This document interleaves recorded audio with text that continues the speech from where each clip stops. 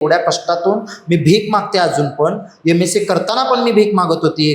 प्रत्येक रविवारी मी जाते मागायला, पण मला जॉबच नाहीये. एक जो प्राध्यापक होते आमच्या डिपार्टमेंटला, परमनंट व्हायच्या आधी रोज लेक्चरला यायचे. परमनंट झालं 1 वर्ष, बाबांना पाय ठेवला नाही डिपार्टमेंटला. CCTV काढून बघा. मी ते पण सांगून आले कुलगुरू. मला तीच कळत नाही, प्रशासन रिप्लायच देत नाही मेलला कुठल्या.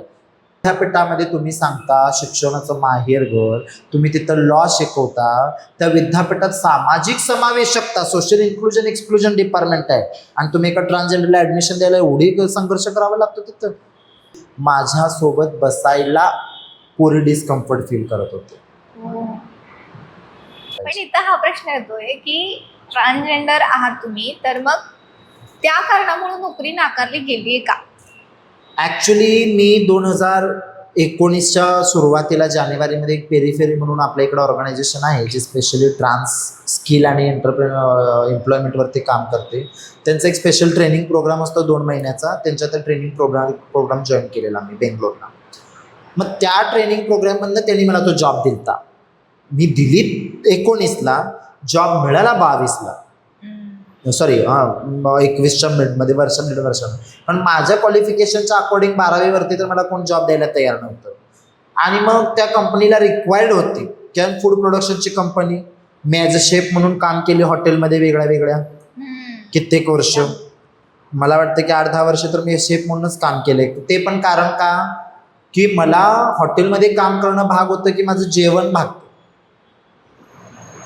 घराला भाडं माझ्या 500-600 रुपये होतं, पण त्यावेळेला जेवण माझं हॉटेलमध्ये भागतं, नाश्ता हॉटेलमध्ये भागतो, मला काही करायला लागत नाही. या गोष्टीसाठी मी हॉटेल इंडस्ट्री निवडली आणि हॉटेलमध्ये काम करत होती. माझ्या हाताला पण चव होती. मी हॉटेल मॅनेजमेंट केलं 2017ला, 12वी झाल्यानंतर हॉटेल मॅनेजमेंट केलं, ते हे केलं. मग त्यात इंटरेस्ट होताच पहिल्यापासून फूडमध्ये. मग तशी त्यात गेली, मग ते कंपनीत जॉब केली. तिथं मला वाटत नाही, म्हणजे काय झालं, त्या मॅनेजरना जे HOD होते त्यांना एक ट्रान्सच घ्यायची होती कामाला, की त्यांना कुठंतरी आपल्या या कम्युनिटीतल्या आमच्या एखाद्याला अपलिफ्ट करून सोसायटीच्या मेनस्ट्रीममध्ये आणण्यासाठी काहीतरी स्वतःचे एफर्ट्स द्यायचे होते, म्हणून ते घेतले. पण वास्तव काय, ट्रान्सजेंडर म्हणून परत त्याच्यानंतर प्रयत्न केला का? नोकरी नाकारली जाते का? नाही, नोकरी नाकारली जाते म्हणजे काय झालं, मी काय म्हणते, आज मी जर माझा काहीतरी एखादा बिझनेस हब आहे, मी ॲज अन HOD मला माहिती आहे की मी सेन्सिटाईज आहे, मी एखाद्या कम्युनिटीबद्दल हे आहे. फॉर एक्झाम्पल आता आपण बघितलं तर एखाद्या फिजिकली हँडिकॅप पर्सनला आपण कामाला घेतो, त्या इन्स्टिट्यूशनचा मॅनेजर चांगला आहे, सगळं आहे, तुम्ही त्याला कामाला घेतला, पण कितपत तुमचा स्टाफ त्यांना ॲक्सेप्ट करतो, हा मेन मुद्दा आहे. परत समाजावरच येतोय खरं मुद्दा. जसं मी तिथं काम करत असताना आपल्या इथं, मी फक्त माझं म्हणत नाही, पूर्ण सोसायटीमध्ये जिथं जेंडर अनइक्वॅलिटी आहे, जिथं एखादी महिला कोणाला कुठल्या उच्च पदावरती गेलेली आवडत नाही, याचं सगळ्यात मोठं उदाहरण तर आपलं महाराष्ट्राचं आहे. तत्कालीन मुख्य सचिव ज्या प्रथम महिला होत्या त्यांच्या बाबतीत काय घडलं महाराष्ट्रात.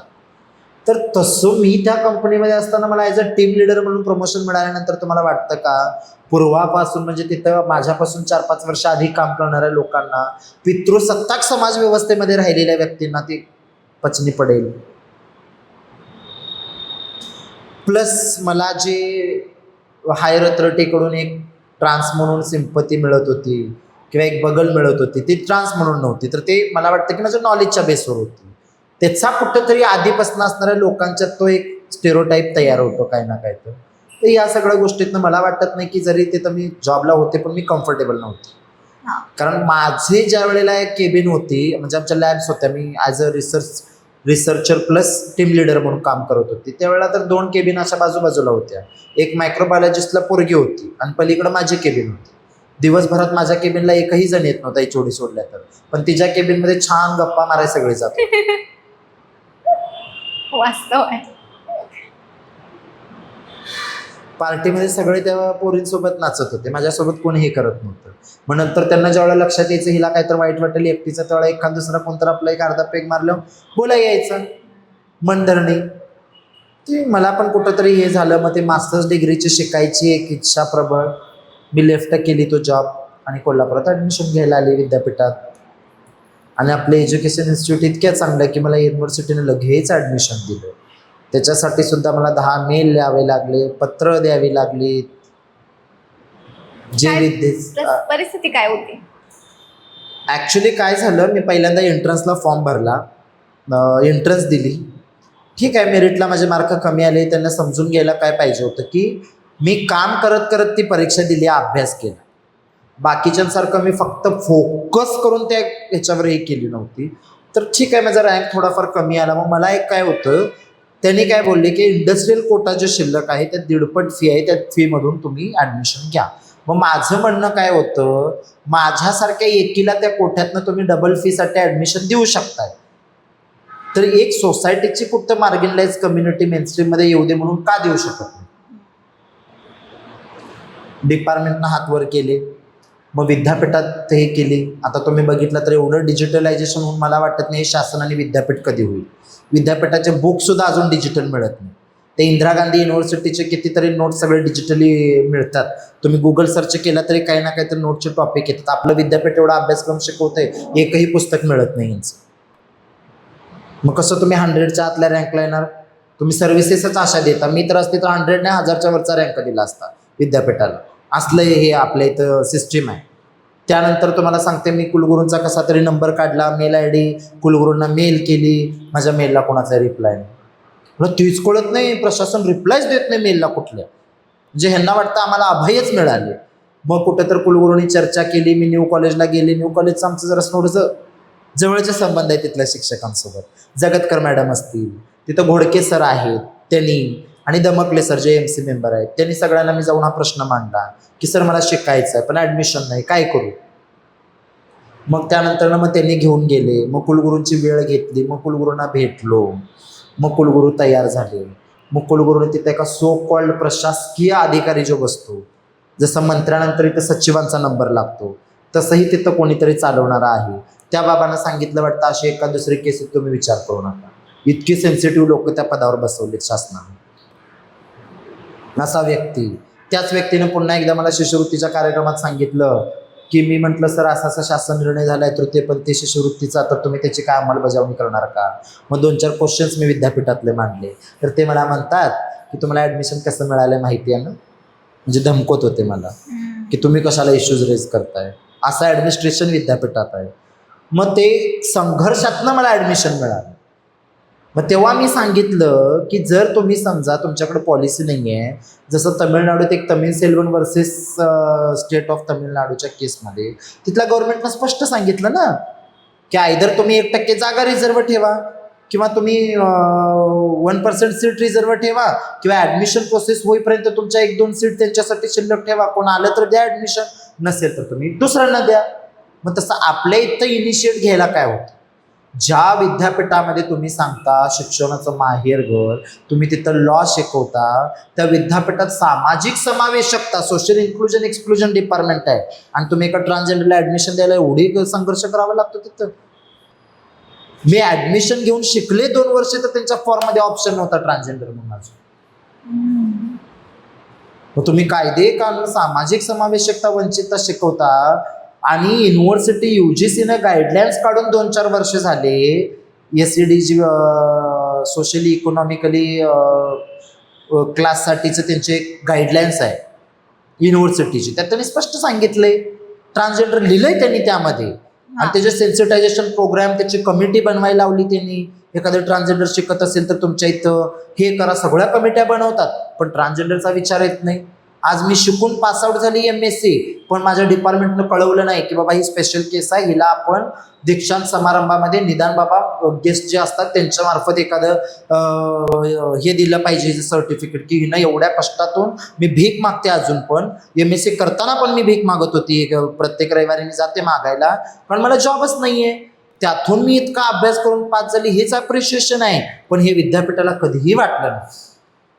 परीक्षा विभाग ढकलतं आमच्या विभागावर. आता आमच्या डिपार्टमेंटचे तर एवढे सेन्सिटाईज होते लोक, काय सांगू तुम्हाला.